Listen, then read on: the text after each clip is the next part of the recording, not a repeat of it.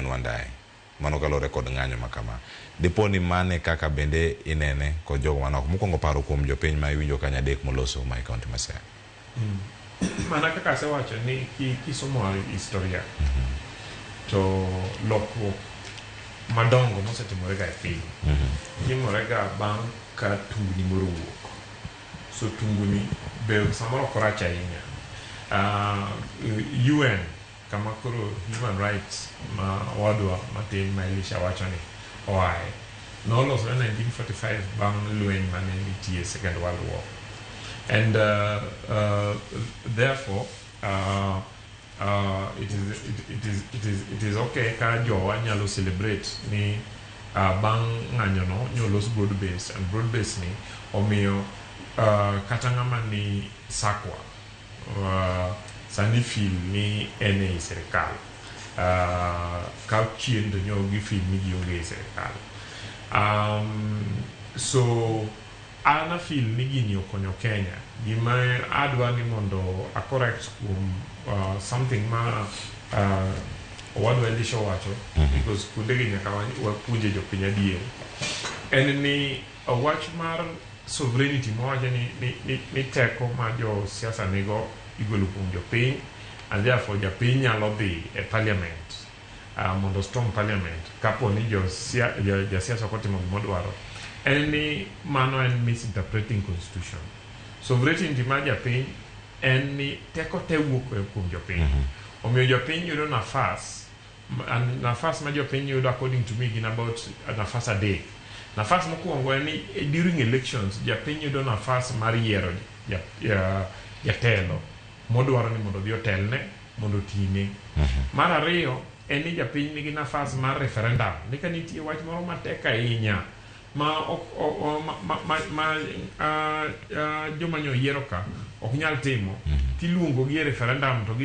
gichiwo pachgi e referendum mar adek en ni japiny nigi thuolo mar public participation ni sama jatelo cha timo gimoro to nyaka duogo penji jopiny to gitimo public participation to piny gini ok include going to storm parliament kata going to storm state house because kitimo mano tiketho chik and adwa be ni mondo anyis Elisha kaka jatelo mar jomatindo ni mondo gipuonj jopiny adier ni katiba ok oyiene ng'ato mondo ng'any in a way maketho chik to pod obedo protected protection manitie article 37 mawacho ni every Kenyan is allowed to peaceably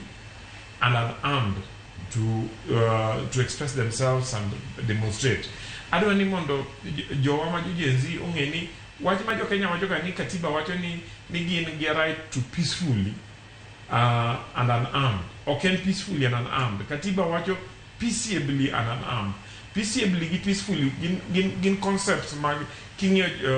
chik mopogore peaceful and just the act ni inyalo dhi ti katigo koko to kibakidi to mano ina peaceful but peaceable en ni team ni gi character ni gi kaki plan kata kapogo chopo chieng' no kaki dwa dhi timo gik moko nyaka bed ni chiwo confidence ne serikal to chiwo confidence ne jo-Kenya moko ni giri ni dhi timo in a way ma peaceful jaduong' Agwanda always issue mar ni gima chande en sama itimo ng'anyo to ipenjo to be nyithindo dhi school samora mora ma ng'anyo nyalo miyo nyithindo we dhi school ng'anyo no ken peaceable okay samora mora ma ng'anyo nyalo miyo mama mboga ma pedhoga alot ne mondo usi ok nyal uso nikech jomoko dwa biro e town ma dhi ketho hande ng'anyo no ken peaceable and at any point ma ng'anyo stop being peaceable then police nigi teko mar stopping ng'anyo mana en a reality in law manyaka wapuonj jopiny mondo jopiny ong'e ni right no kena en a right ma absolute ni nyalo wuok awuoka to kata ka ana feel ni iketho na itama ni ok anyal wuok mondo adhi tich itamo nyathina nok nyal dhi school to ni pod inena gi teko gi ratiro ni nyalo ng'anyo nikech article 37 onge article 37 onge teko makamano and adwa ni mondo akwa especially kijende ma athurwa ni de ber ahinya ka kiny gitimo ng'anyo to gitimo ng'anyo ma peaceful. But king'iyo the planning gi announcements mabedo made, tineno ni ng'anyo no ok en ng'anyo miplan ni mondo obed peaceful. Kokwatang' to wabro dok e gima nyo wantie last year. Unfortunately, sama gigo timore, tiyudo ni mana nyithindo mua thurwa ema hinyore. To wasehinyore moro